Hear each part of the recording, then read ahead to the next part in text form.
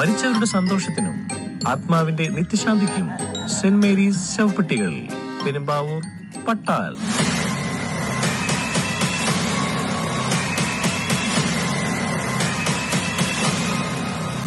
എടോ, ഞാൻ എന്നാ പണിയായി കാണിക്കണേ?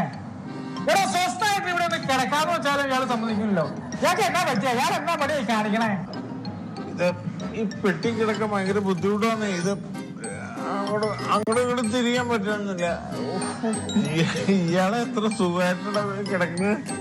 എനിക്ക് കണ്ടിട്ട് അസൂയ ഇപ്പൊ. അതെ, ഒരു 5 മിനിറ്റ് ആ പെട്ടിയിലൊന്ന് കിടക്കാൻ എന്നെ സമ്മതിക്കൂ.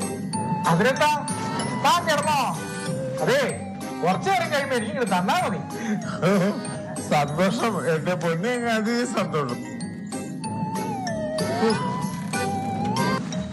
എന്തൊരു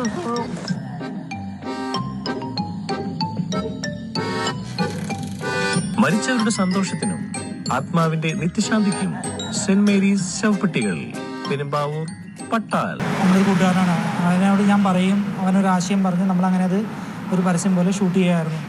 ആളുകൾ നല്ല റെസ്പോൺസാണ്. പരസ്യം ഇറങ്ങിയതിന് ശേഷം ഒത്തിരി വൈറലാവുകയും പലരും നിരന്തരം ഫോണിൽ വിളിച്ചത് സംഭവം സത്യമാണോ എന്ന് അറിയാൻ വേണ്ടിയിട്ട് പലരും ശ്രമിക്കുന്നുണ്ട്. പിന്നെ ഒത്തിരി ആളുകൾ ചോദിക്കും ബിസിനസ് ആണ്. നമുക്കത് ഓപ്പണായിട്ട് പറയാൻ പറ്റില്ല. ബിസിനസ് നല്ല രീതിയിൽ മികച്ചതാണെന്ന് പറയാനോ പറ്റുന്നൊരു ബിസിനസ് അല്ല. അതുകൊണ്ടും കുഴപ്പമില്ലാതെ പോകുന്നു. നല്ല രീതിയിൽ കിടക്കും. പരസ്യം റീറ്റാന് ശേഷം നല്ല വ്യത്യാസം ഉണ്ടായത്. ആൾക്കാർക്കൊക്കെ ഇങ്ങനെ ഒരു ഷോപ്പ് ഇവിടെ നടക്കണമെന്നുള്ളത് മനസ്സിലായി തുടങ്ങി. വർഷങ്ങളായിട്ട് നാടകത്തിൽ വലിയാണ് വർക്ക് ചെയ്തിരിക്കണം. ഇപ്പോൾ ഇമ്മാനുവലും അതുപോലെ ജിൻഡോ, ഇതിൻ്റെ ഓണർ കൂടി ജിൻഡോ എൻ്റെ സുഹൃത്താണ്. അവനും കൂടി ഒന്ന് പറഞ്ഞു, ഇങ്ങനെ ചെറിയ സംഭവമുണ്ട്, ചേട്ടാ ചെയ്തു തരണമെന്ന് പറഞ്ഞു. ആയിക്കോട്ടെ എന്ന് പറഞ്ഞു. ചെയ്തു ഇത്രയും ഒരു രീതിയിലാവുമെന്ന് ഞങ്ങൾ പ്രതീക്ഷിച്ചില്ല. അമ്മയ്ക്കൊക്കെ ഭയങ്കര ബുദ്ധിമുട്ടാണ്. അപ്പോൾ ഞാൻ പറഞ്ഞു, ഇതിപ്പോൾ അങ്ങനെയുള്ള പ്രശ്നമല്ലല്ലോ, നമ്മൾ പെട്ടി കിടന്നു വിചാരിച്ച് മരിക്കാനൊന്നും പോണില്ലല്ലോ. അത് മരിക്കേണ്ട സമയത്ത് മരിക്കും. ഇത് നമ്മുടെ ഫീൽഡാണല്ലോ. അതുകൊണ്ട് അങ്ങനെ ചെയ്താണ് ഈ വർക്ക്. അതിപ്പോൾ ഇത്രയും ആവും നമ്മൾ വിചാരിച്ചില്ല. ആദ്യം തന്നെ പ്രേക്ഷകരോടാണ് പറയാനുള്ളത്, നമ്മൾ മരണത്തെ ഒരിക്കലും തമാശയായ രീതിയിൽ ചിത്രീകരിക്കുകയോ അല്ലെങ്കിൽ ഈ ഒരു ഉൽപ്പന്നത്തെ പ്രോത്സാഹിപ്പിക്കുകയോ ഒന്നുമല്ല. പരസ്യങ്ങൾ തന്നെ വളരെ വ്യത്യസ്തമായിട്ടുള്ള ഒരു പരസ്യമാണ്. വളരെ ക്രിയേറ്റീവായി തന്നെയാണ് ഈ ഒരു പരസ്യം, ഇതിന്റെ പിന്നാമ്പുറത്തുള്ള ആളുകൾ ചിത്രീകരിച്ചിരിക്കുന്നത്. അതുകൊണ്ട് മാത്രമാണ് ഇത് കണ്ട ആളുകളിലും ആ ഒരു കൗതുകമുണ്ട്, ഇതെങ്ങനെയാണ് ഇവർ ഈ ആശയത്തിലേക്ക് എത്തിച്ചേർന്നത് എന്നൊക്കെ. അതുകൊണ്ട് തന്നെയാണ് അവരുടെ പ്രതികരണങ്ങളും നമ്മൾ തേടിയത്.